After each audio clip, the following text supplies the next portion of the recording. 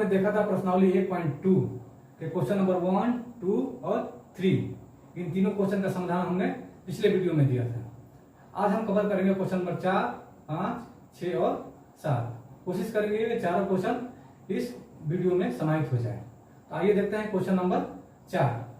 Question number 4 में दिया गया है कि दो संख्याएं हैं 306 और 657, यानी 306 और 657। उनका जो एचसीएफ है वो 9 दिया गया है।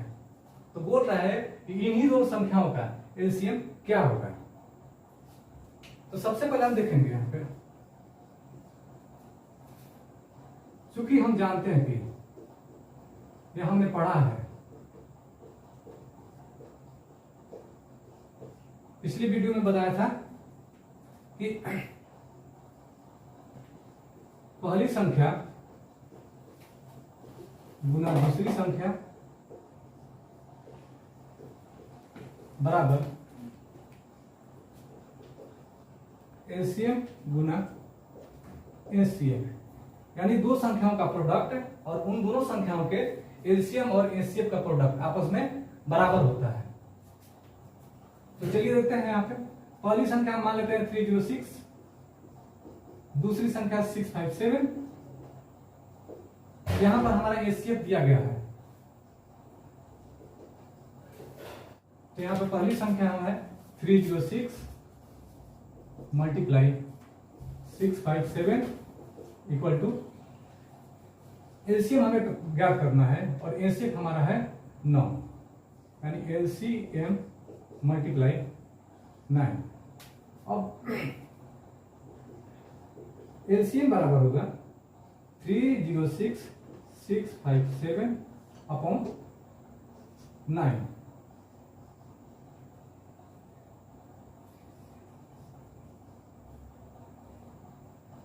थर्टी 4 टाइम्स में 9 से 306 डिवाइड हो गया। अब यहां पर होगा एलसीएम बराबर 657 मल्टीप्लाई 34,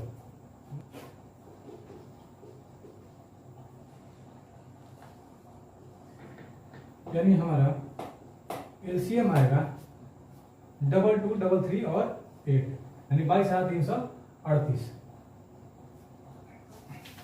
आप चाहें तो इस सॉल्यूशन का स्क्रीनशॉट ले सकते हैं।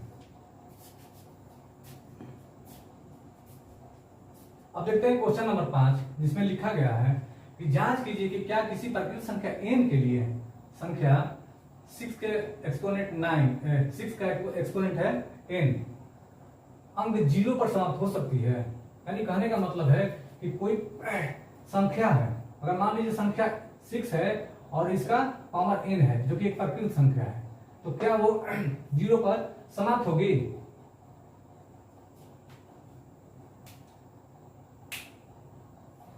सबसे पहले देखेंगे यहां पर हम ध्यान देख रहे हैं, चूंकि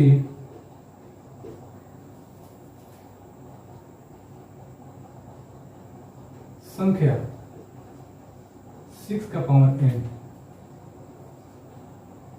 0 पर तभी समाप्त होगी अगर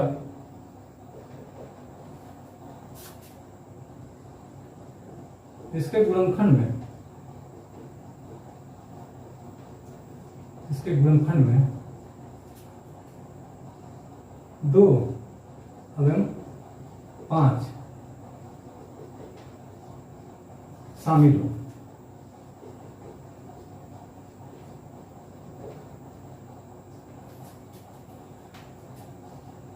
सिक्स का पावर n को लिख सकते हैं 2 गुना 3 का पावर n।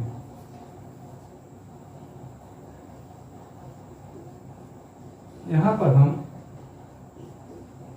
पाते हैं कि 6 के पावर n के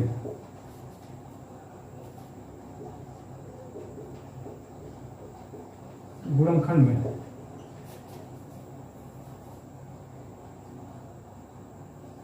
5 शामिल नहीं है। अतः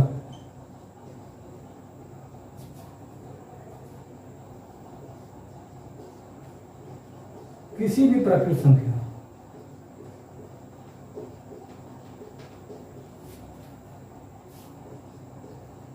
n के लिए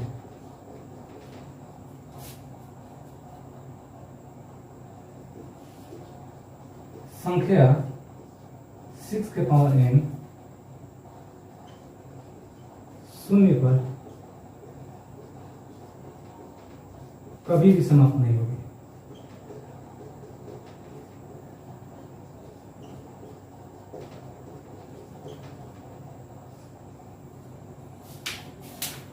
सबसे पहले फर्स्ट वाले वीडियो में हमने बताया था किसी भी संख्या का जो गुणनखंड होता है वो अद्वितीय होता है। यहां पर भी 6 का जो गुणनखंड है वो 2 × 3 है, यानी किसी भी तरीके से इसमें 5 को शामिल नहीं किया जा सकता, या किसी भी तरीके से अगर हम गुणनखंड करें तो उसमें 5 संख्या जो 5 है वो नहीं आ सकता। इसलिए यहां पर जो हमने दिखाया है कि जो 6 का गुणनखंड है यानी 2 × 3, यानी 6 के फैक्टराइजेशन में केवल 2 और 3 शामिल है, 2 के साथ 5 शामिल नहीं है। अगर 2 के साथ 5 शामिल होता है तो 6 के पावर n 0 पर समाप्त होता है।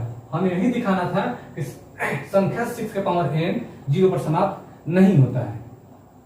आप इसका स्क्रीनशॉट ले लीजिए। अगला क्वेश्चन है क्वेश्चन नंबर 6 है। तो चलिए देखते हैं क्वेश्चन नंबर 6, जिसमें दिया गया है कि व्याख्या कीजिए कि संख्या 7 × 11 × 13 और प्लस 13, और दूसरी संख्या है 7 × 6 × 5 × 4 × 2 × 3 × 2 × 1 और प्लस 5। ये दो संख्याएं दी गई है और हमें ये दिखाना है कि ये दोनों जो संख्याएं हैं ये क्या है, भाज्य संख्या है। और चूंकि हम जानते हैं कि भाज्य संख्या वही होती है जो स्वयं एक के अलावा और किसी दूसरी संख्या से भी पूरी विभाजित हो जाए, उसी को हम भाज्य संख्या बोलते हैं। जैसे मान लेते हैं हम 3 है, तो 3 क्या है, एक अभाज्य संख्या है, क्योंकि 3 जो है केवल 3 से यानी स्वयं से और 1 से डिवाइड होता है। लेकिन यही संख्या अगर 4 को ले लें तो 4 क्या होगा, 1 से, 2 से और स्वयं से। तो 4 इस प्रकार से भाज्य संख्या है और 3 अभाज्य संख्या है। देखते हैं यहां पर 7 × 11 × 13 प्लस 13, यह है केस 1। इन दोनों संख्याओं में यहां पर देख लेते हैं, दोनों में क्या है, प्लस के दाहिने और प्लस के बाएं तरफ 13 शामिल है, यानी इसको इस प्रकार से लिख सकते हैं कॉमन लेके 7 × 11 और प्लस 1, इस तरीके से हम लिख सकते हैं इसको। अब इसको ऐसे लिखेंगे 11 × 7 = 77 और 77 × 1 = 78, यानी कि जो संख्या दी गई है वो दो संख्याओं के गुणनफल रूप में हमें प्राप्त है। अर्थात ये जो संख्या है ये क्या है, 13 और 78 से विभाजित होगी, अतः यह एक भाज्य संख्या है।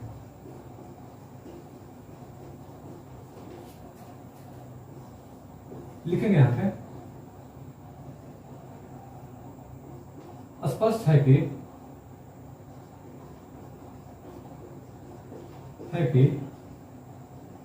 उपरोक्त संख्या के गुणनखंड में दो अलग अलग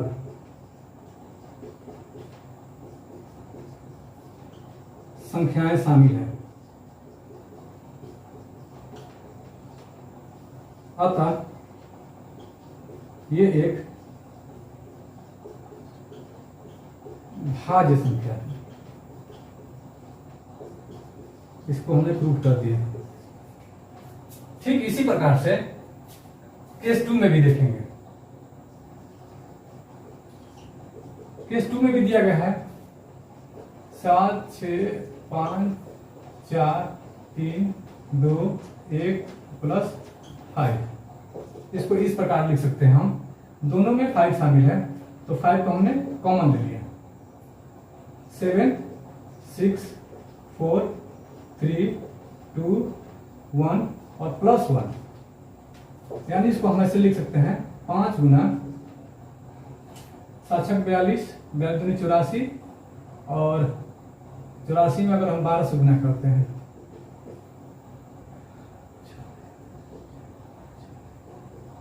1008,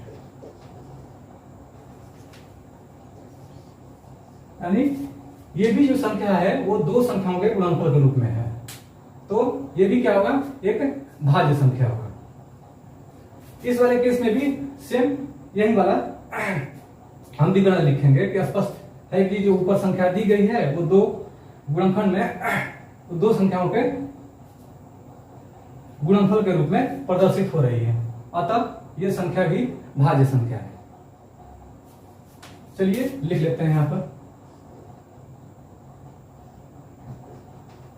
स्पष्ट है कि ऊपर की संख्या का गुणनफल गुणनखंड में दो अलग अलग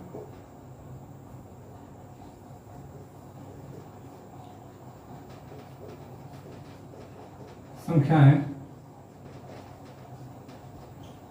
शामिल है, अतः ये एक भाज्य संख्या है।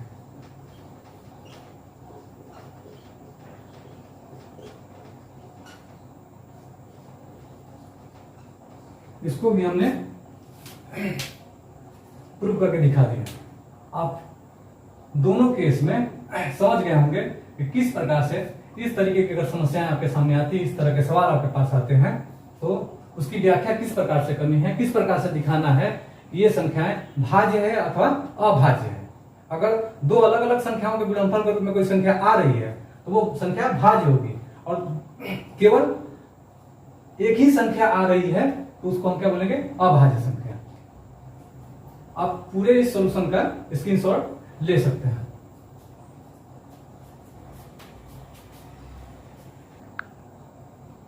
आइए अब देखते हैं क्वेश्चन नंबर 7, प्रश्नावली 1.2 का क्वेश्चन नंबर 7, और इस एक्सरसाइज का ये अंतिम क्वेश्चन है। इसमें दिया गया है कि किसी खेल के मैदान के चारों ओर एक वृत्ताकार पथ है। मान लीजिए खेल का मैदान है और इसके चारों ओर एक वृत्ताकार पथ है। इस मैदान का एक चक्कर लगाने में, अगर मान लीजिए कोई व्यक्ति यहां से चलना प्रारंभ करता है, वो अपना एक चक्कर पूरा करने में, सोनिया कोई लड़की है 18 मिनट का समय लगाती है, यानी यहां से स्टार्ट करती है और अपने एक चक्कर पूरा करने में वो 18 मिनट का समय लगती है। जबकि इसी मैदान का एक चक्कर लगाने में रवि कोई लड़का है, वो 12 मिनट का समय लेता है। तो यहां पर दिया गया है कि मान लीजिए अगर दोनों व्यक्ति यानी सोनिया और रवि एक साथ एक ही जगह से और एक ही दिशा में चलना प्रारंभ करें, तो कितने समय बाद वह एक दूसरे के साथ मिलेंगे या प्रारंभिक स्थान पर मिलेंगे। फिर से समझ लीजिए, एक का चाल है वो एक चक्कर 12 मिनट में लगाता है, जबकि दूसरा 18 मिनट में लगाता है। तो बोल रहा है यहां पे कि कितने समय बाद वो प्रारंभिक स्थान पे, यानी जहां से वो शुरू किए थे, वो कितने समय बाद फिर इस वाले स्थान पे यानी इस इनिशियल पॉइंट पर कितने समय बाद वो मिलेंगे। तो ऐसा जब क्वेश्चन आता है तो हमें कुछ नहीं करना होता है। एक व्यक्ति हो, दो व्यक्ति हो, तीन व्यक्ति हो, हमें क्या करना है, जो भी उसमें राशि दी गई है उसका हमें क्या करना है, एलसीएम निकाल लेना है। तो चलिए हम इनका एलसीएम निकालते हैं। 18 का हो गया 332 और 12 का हो जाएगा 3 × 2 × 2। इसलिए हम जानते हैं कि एलसीएम निकालने के लिए जो कॉमन है उसको एक साथ लेते हैं, यानी इन दोनों के बदले एक, और जो बच गया उसको हम लिख लेते हैं। यानी एक पेयर, एक जोड़ा है 3, उसको हमने यहां पर लिख दिया, और एक जोड़ा है 2, तो इन के बदले एक यहां पर लिख लिया। बचा हमारा 3 और 2। इसको भी हम इसके साथ गुना कर लेंगे, यानी 3 दूनी 6 दूनी 12 या 36। कहने का मतलब है कि 36 मिनट के बाद फिर से रवि और सोनिया अपने प्रारंभिक स्थान पर जहां से उन्होंने चलना शुरू किया था वहां पर 36 मिनट के बाद फिर कुछ समय के लिए मिलेंगे। अर्थात 12 मिनट लगाता है, यानी रवि 3 चक्कर लगाएगा और सोनिया 2 चक्कर लगाएगी। यानी जब सोनिया 2 चक्कर पूरा करेगी तब रवि अपना तीसरा चक्कर पूरा कर चुका होगा। इस तरीके से 36 मिनट बाद ये दोनों अपने प्रारंभिक स्थान पर एक बार मिलेंगे। आज का क्लास यहीं खत्म हो रहा है और ये एक्सरसाइज यहीं पे खत्म हो रहा है। आगे का जो एक्सरसाइज है 1.3 वो हम अगले वीडियो में लेकर आएंगे। और जिन दर्शकों से अपील है कि जो भी हमारे चैनल को सब्सक्राइब नहीं किए हैं वो कृपया करके सब्सक्राइब कर लें और बेल आइकन को दबाएं जरूर, ताकि हमारा नोटिफिकेशन समय समय पर आपको मिलता रहे।